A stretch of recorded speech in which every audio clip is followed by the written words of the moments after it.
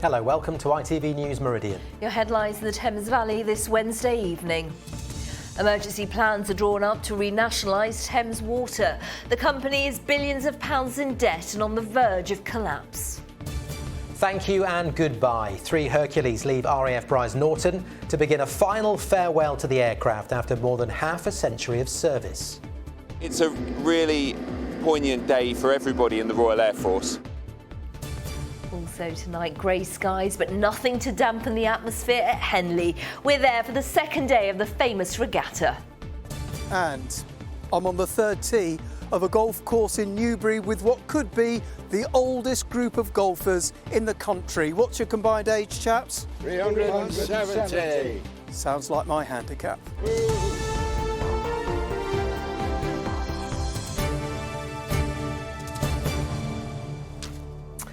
Good evening. The biggest water company in the UK is on the verge of collapse. Thames Water, which has its headquarters in Reading, has been fined tens of millions of pounds over the last few years for releasing raw sewage into rivers and failing to fix leaks.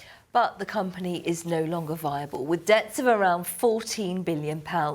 Yesterday, the CEO, Sarah Bentley, resigned with immediate effect. Thames Water has been accused of treating its 15 million customers like fools, putting profit before the environment. Well, the firm says it's working to secure funding to turn the business around. But today, the government was asked to rip up the water industry and start again. Sally Simmons reports.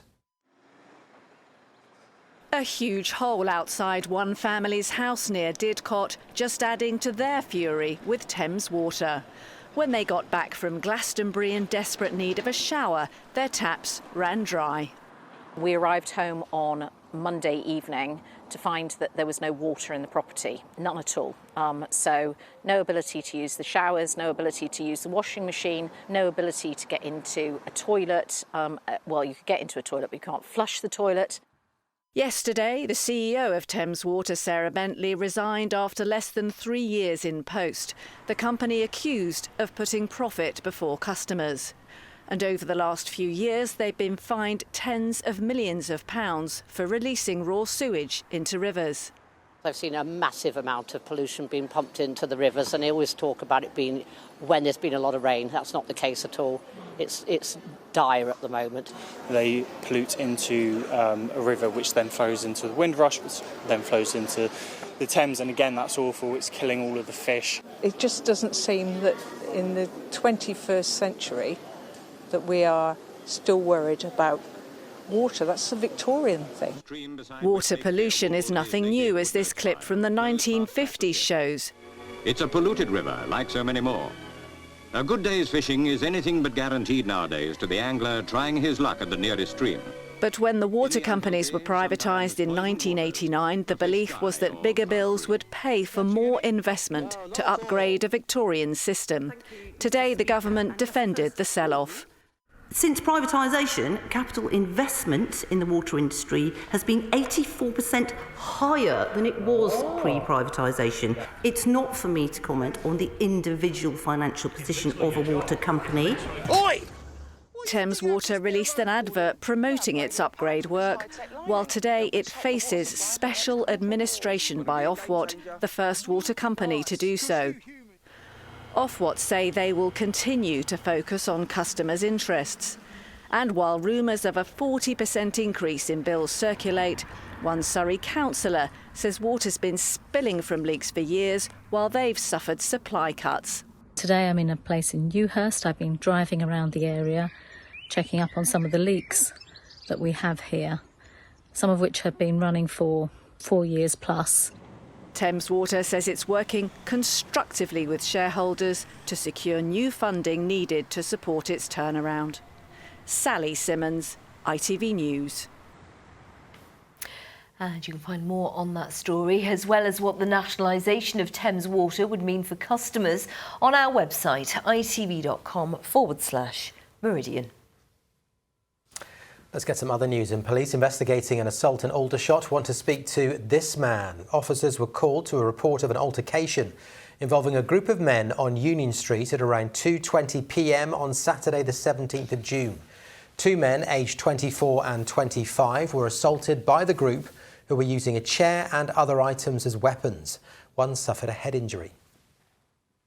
South Central Ambulance Service is to become the first ambulance service in the country to screen children for type 1 diabetes as part of a landmark study.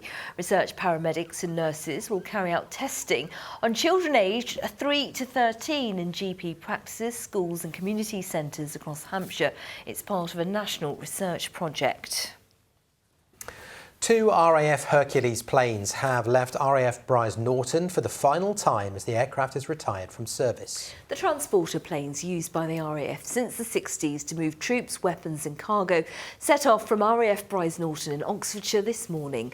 They were watched by dozens of airmen and women and by our reporter Charlotte Breer-Edney.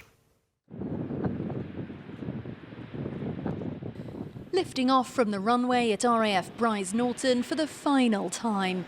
A moment for generations of airmen and women to say goodbye to a plane that has been the workhorse of the Royal Air Force for decades. It's a really poignant day for everybody in the Royal Air Force. For 56.5 years, the Hercules has been at the centre of nearly every operation or exercise. So to be involved with taking the 2 final aircraft today up to Cambridge to be sold is a really special moment. And it really makes me think back with great pride over all the things we've achieved over the years. The 4-engine transport aircraft can fly at speeds of 550 miles per hour, has a range of 3,500 miles and a payload of 20 tons, making it neither the fastest nor the biggest plane around. But its adaptability has earned it a place in the Air Force's heart. The Hercules has been one of the most versatile aircraft in the British fleet, crucial to UK operations from the Falklands War all the way through to recent evacuations of Sudan and Afghanistan and relief for the Turkish earthquake. A new aircraft for RAF Air Support Command Squadron 36, the Hercules. 66 of these impressive air transporters are on order. Their mission, to take troops, guns and tactical missiles to any theatre of war in the quickest possible time. The Hercules entered RAF service in 1967. And when this model was retired, it had proved itself so dependable, the MOD chose the next generation of Hercules to replace it. Recently described as the Swiss Army knife of the air. It can work in the Arctic, it can work in the desert, and it can work out over the sea. It can operate by day and by night at high altitude and low altitudes. And that's why I think it's been used so frequently over its life. In fact, after racking up more flight hours than had been anticipated in operations in Iraq and Afghanistan, the Hercules has had to be retired a decade earlier than planned. It's being replaced by the Atlas aircraft. So after this final farewell, onwards and upwards. Charlotte Breer-Edney, ITV News, Brize Norton. The MP for Reading East has questioned the Prisons Minister Damien Hinds about the proposed sale of the Reading jail site. The former prison is currently owned by the Ministry of Justice and has been standing empty since 2014. Campaigners want to protect the site, and today Matt Rodder asked the Minister to ensure it remains a part of Reading's heritage. There is a sale progressing, and of course there is commercial sensitivity attached to that, but I can also assure him that assurances for purchase will of course be required by solicitors, and all required due diligence will be undertaken, and I will be happy to talk with him further. Organisers of this year's Reading Festival say they are gutted after headliner Lewis Capaldi announced he would be taking a break from touring. The singer was due to be one of the main acts at the festival, which takes place over the August bank holiday. They say they are working hard to book a replacement act. Now you're watching ITV News Meridian in the Thames Valley. Still to come on the programme this evening, we'll have all the glamour and excitement from day 2 of the Henley Regatta. And we catch up with the golfers from Newbury with a combined age of 370 and still reaching the green. For more from us, you can, of course, go to our website. You can also give us a ring. 0808 1010 095 is our number. We're on social media on Facebook, Twitter and Instagram.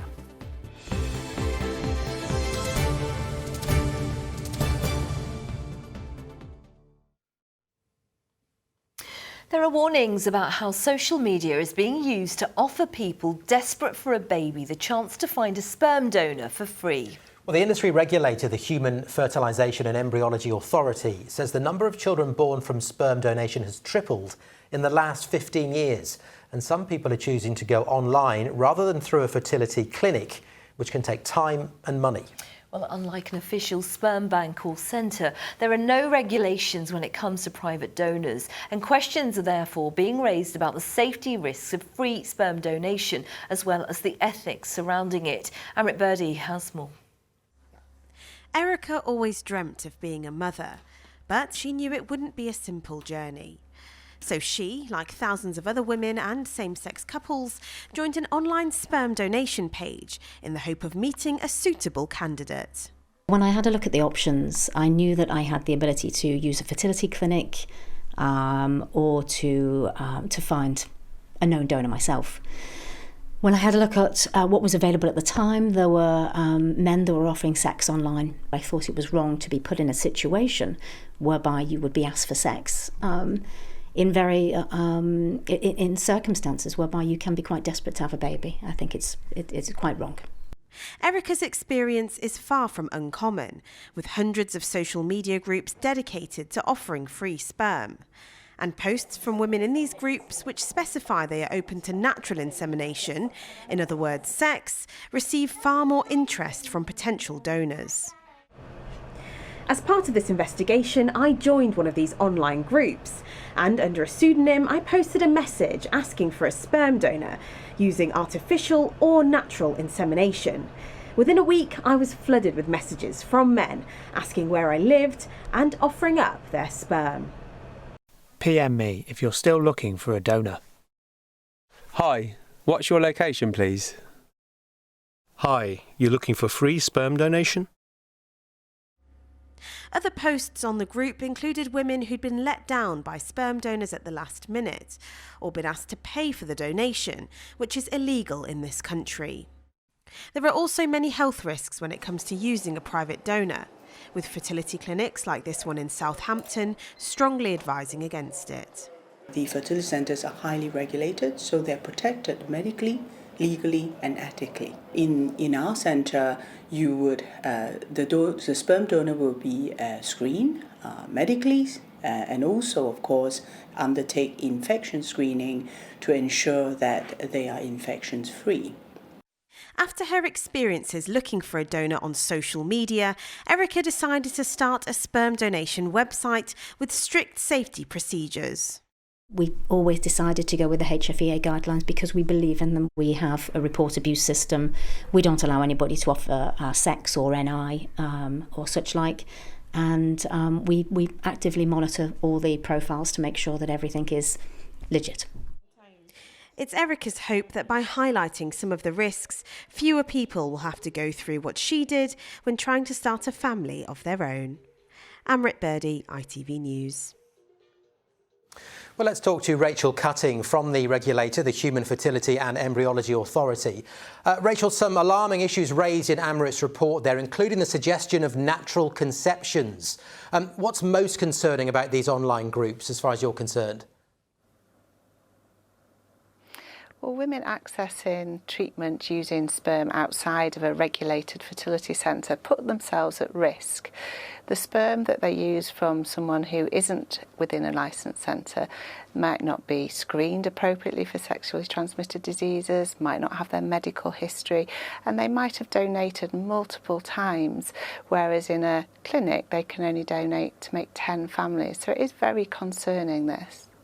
So why would women choose to do it? Is it basically the expense of going through the more traditional route or the time that they take?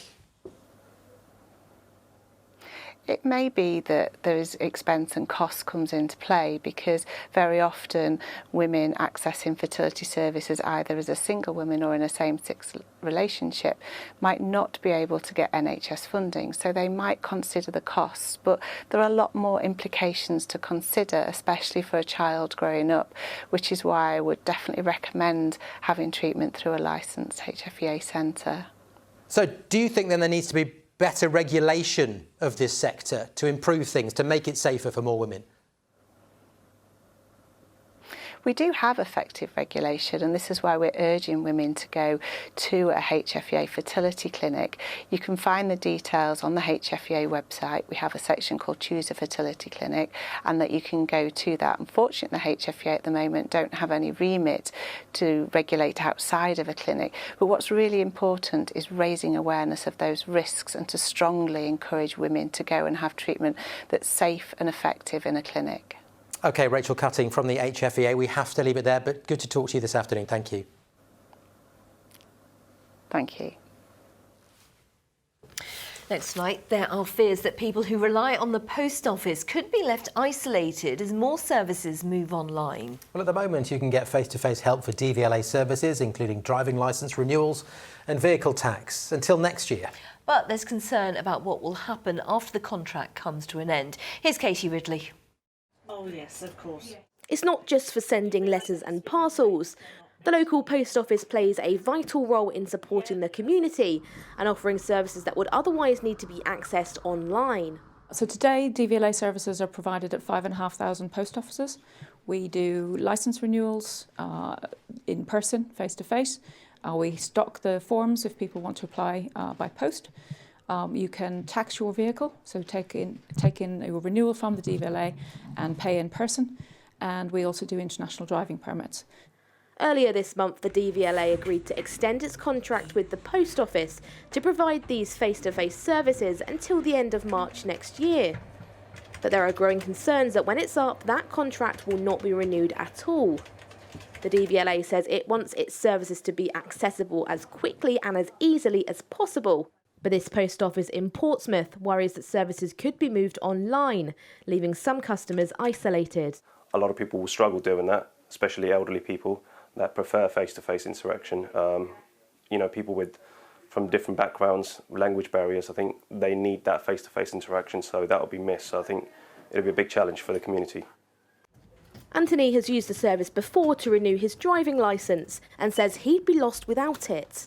I find it so much more comforting to come and actually meet someone and talk to them face to face, because then if I have any problems, they can give me the answers I need to hear immediately and not wait for loads of time online while, you know, someone actually answers the phone or is prepared to speak to me. There we go. The future of the DVLA services is currently unknown, with a growing pressure on the government to provide more clarity over what will happen next. 10 million people in this country don't have digital access today. They don't have online access. Those people will have no alternative if there is no face-to-face service provision made by government or the DVLA come next spring. The government, which is responsible for the DVLA, says face-to-face post office services will form part of its decision-making next year. Those customers who rely on in-person interaction, so they hope it won't bring another bitter blow to community services. Katie Ridley, ITV News. Now, there were grey clouds in Henley, but that didn't dampen the mood at the second day of the Royal Regatta. Rowers from 17 countries are taking part over the 6-day event. They were cheered on by thousands of spectators there to enjoy some bubbling and, of course, world-class racing. Over now to Penny Sylvester.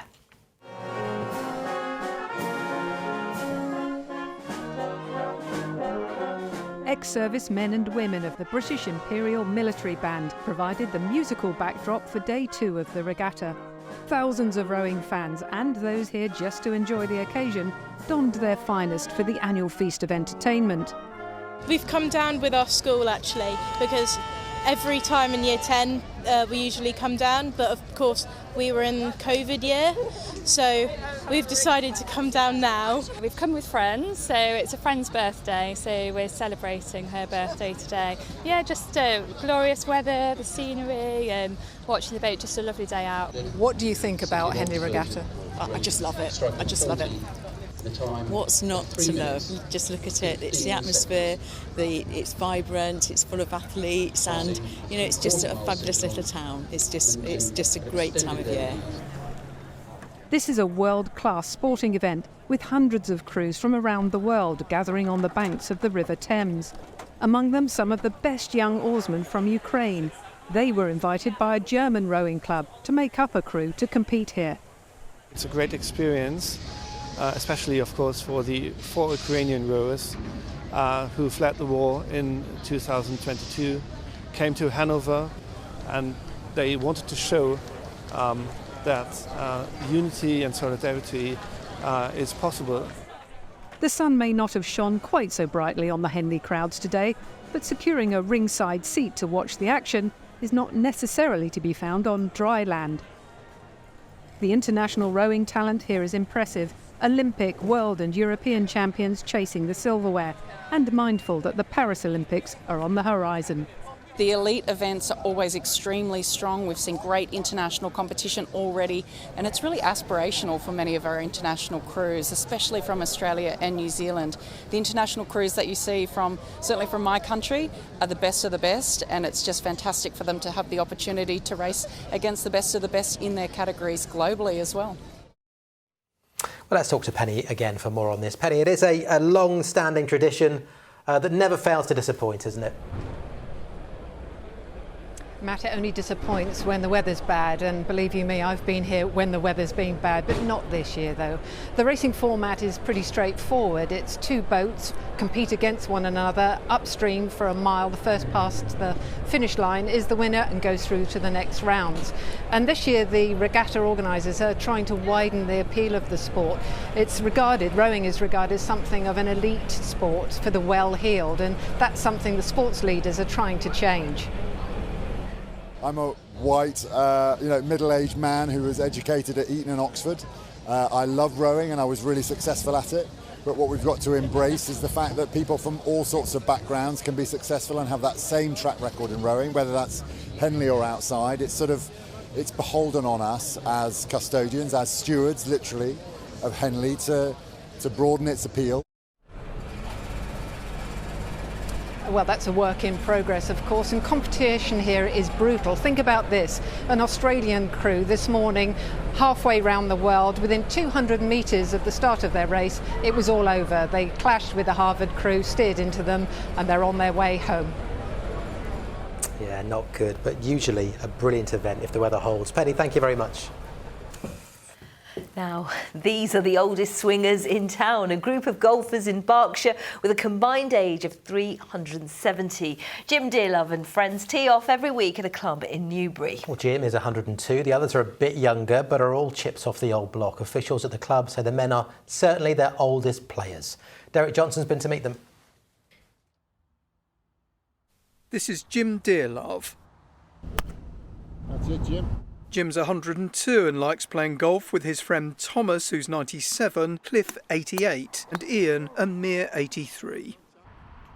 They play every week at Deanwood Park Golf Club, weather permitting. Jim's been golfing since the 1950s. I've always kept an active life, and I think you need to get out of the chair. People sit in the chair too much. And I think if you keep going, you've got to keep achieving things, haven't you? In any case, it's nice to meet up with these guys each week.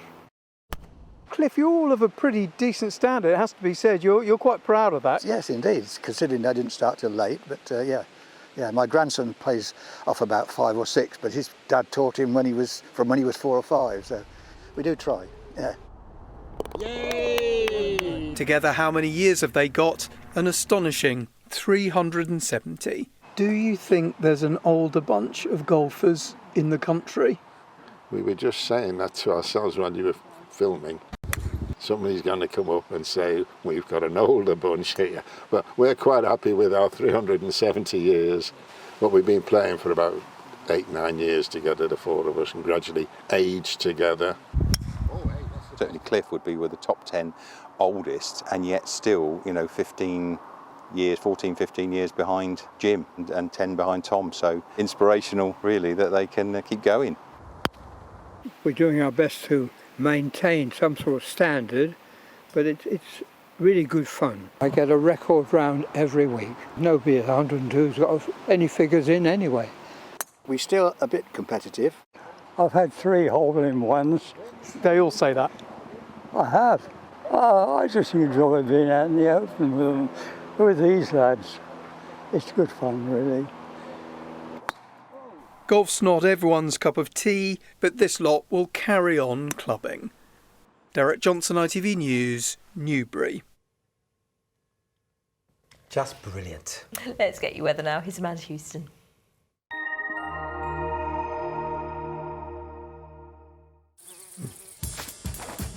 Whatever the weather, it always feels like home.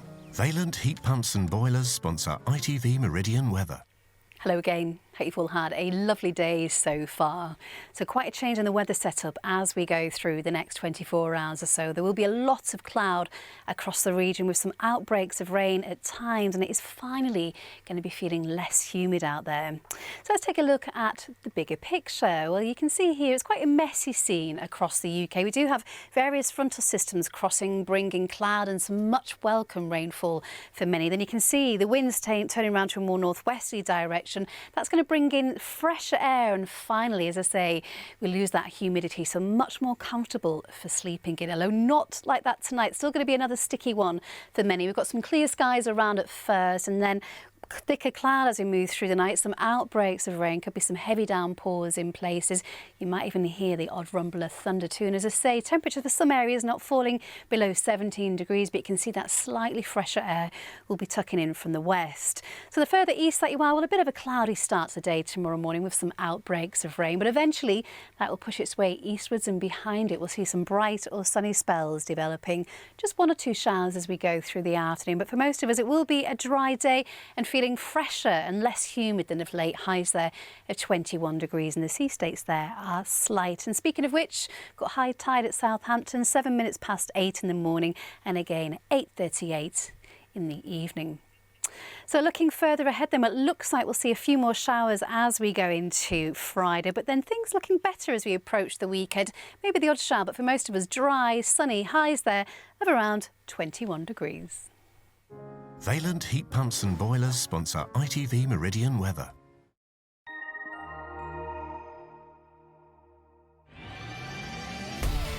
Hello, summer. Piri sponsors ITV Pollen Count. So where we have the showers, there will be moderate traces of grass pollen across the region. However, with brighter skies coming from Friday onwards, it will be creeping back up to high. That's all from me. Bye-bye. I'll have your late news just after 10:30. In just a moment here, it's the ITV Evening News with Mary Nightingale. That is it from us for now, though. Thank you very much for watching. We'll see you soon. Take care.